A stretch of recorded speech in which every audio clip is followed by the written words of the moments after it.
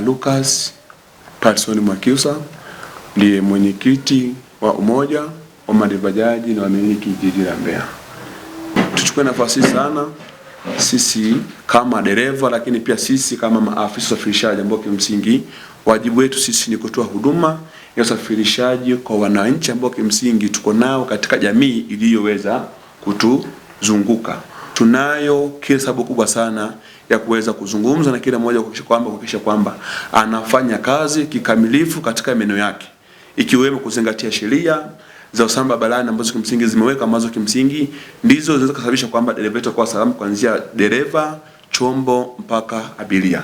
Lakini pia kwa kutambua hivyo, tunaamini sisi makundi yetu ni ya vijana kwa asilimia kubwa sana. Kwa kama makundi ni ya vijana, tunaamini ni nguvu kubwa, sababu kimsingi tunaweza kuitumia sisi katika jambo lolote. Kwa hiyo chukua nafasi sana ya kuweza kuwakumbusha madereva zangu kwamba kuhakikisha kwamba wanajihusisha na masuala ya utaji riziki kwa njia iliyo halali. Lakini nje hapo, kwa kutambua nafasi hiyo, chukua nafasi sana pia ya kuweza kuwakumbusha pia sisi kama vijana tuweze kujikita katika shughuli za uzalishaji. Na sisi hakuna mtu yoyote ambaye anaweza kujihusisha na masuala ya uvunjifu wa sheria, masuala ya uvunjifu wa amani, lakini pia masuala ambayo kimsingi ya kuweza kutumika na kundi au na watu wa aina yote ambao kimsingi lengo lao na mazumuni yao ni kuweza kuvuruga amani katika taifa letu. Sisi tunaamini taifa letu la Jamhuri ya Muungano wa Tanzania ni miongoni mwa taifa ambao kimsingi yanaangaliwa duniani katika eneo zima la amani. Kwa sisi kama vijana, lakini pia sisi kama Tanzania, ni wajibu wetu na ni haki yetu pia kuhakikisha kwamba tunaitunza amani ya taifa letu ambao ni tunu, lakini pia kutunza amani yetu tunahakikisha kwamba tunafanya kazi kwa umoja, upendo na mshikamano, na si vinginevyo. Na kama tutafanya hayo, tunaamini kila mmoja atakuwa salama katika mazingira yake.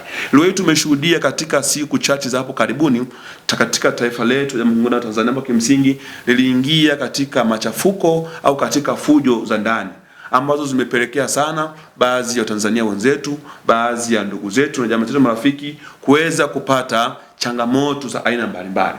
Kwa tuchukue nafasi sana sisi kama Tanzania, kwa kupitia matukio yale, kwa sisi ambao kimsingi tuko wazima, tuko salama, tuweze kuhakikisha kwamba hatuwezi tukakubali tena tukarudi katika machafuko ambayo kimsingi yameweza yamegharimu katika maisha yetu, yamegharimu uchumi wetu, yamegharimu familia yetu, na yamegharimu kila nafsi ya mtu mmoja ambaye kimsingi aliweza kukumbwa na kaza hiyo. Kwa hivyo basi, sisi kama maafisa usafirishaji katika mkoa wetu wa Mbeya tunazungumza kama ifuatavyo. Cha kwanza, hatutaweza kukubali kuingia katika mikumbo ya aina yoyote ambayo kimsingi inaweza ikaenda kuhatarisha amani katika jamii yetu. Lakini pia hatutaweza kukubali kuwa ni miongoni mwa watu ambao kimsingi tutaweza kutumika kwa kundi la mtu mmoja, kwa kundi la watu wawili, au kwa kundi la zaidi ya watu kwa ajili ya kuweza kuondoa amani au kwa ajili ya kwenda kuleta changamoto yote katika jamii yetu au katika taifa letu. Na baada yake sasa, sisi kama Tanzania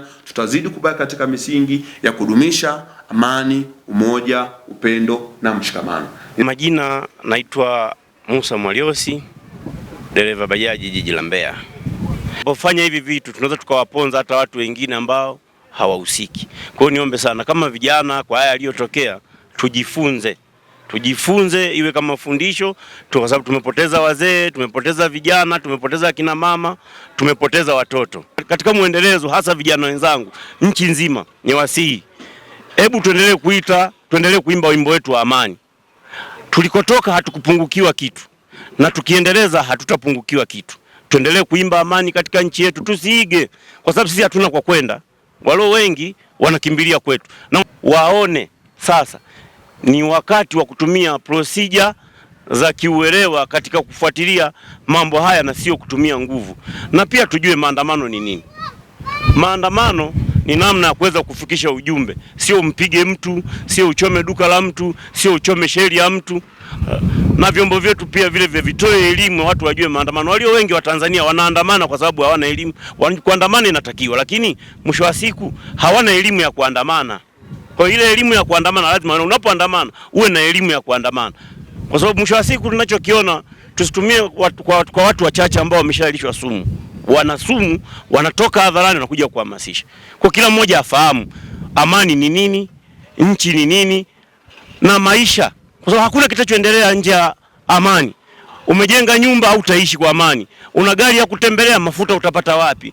Una duka lako zuri, mtaji wako mzuri, utauza nini na utamuuzia nani? Kwa mwisho wa siku lazima tutambue kwamba msingi wa amani uko hivyo. Kama vijana, kwa namna moja ama nyingine inawezekana pia tukawa tumetumika vibaya, aidha kisiasa au wakati mwingine kwa ajili tu ya kufuata mikumbo. Imepelekea uchumi kuyumba, kila mmoja ameguswa kwa nafasi yake, kwa sababu yule ambaye hakwenda kufanya vurugu alikaa nyumbani, alilazimika kukaa takriban siku 6 nafikiri bila kupata mahitaji muhimu. Kwa kimsingi na yeye aliathirika kwa namna moja ama nyingine. Fanyika, nafikiri yale hayakuwa maandamano. Kwa tafsiri nyepesi yalikuwa ni vurugu. Kwa sababu sasa mtu umeandamana unakwenda kuchoma barabara ambayo pia umeiomba serikali itengeneze. Imekutengenezea barabara, umekuja umechoma. Baada ya kuisha maandamano unapata changamoto ya kutembea kwenye mashimo tena wewe mwenyewe. Maana kimsingi ile hayakuwa maandamano. Lakini pia walienda mbali zaidi. Kuchoma nyumba za watu, kuvunja maduka ya watu, haijakaa sawa sawa. Kwa mimi ni waase vijana wenzangu na wote ambao walishiriki kwa namna moja ama nyingine. Jambo lilotokea sio jema na halina afya kabisa. Kwa sisi kama umoja wa wanebaji na wamiliki jiji la Mbeya, kwanza hilo tunaona kwetu halijaja katika mazingira mazuri, kwa sababu pia inawezekana tumeguswa kwa namna moja ama nyingine, kwa kutokujua ama kwa kujua.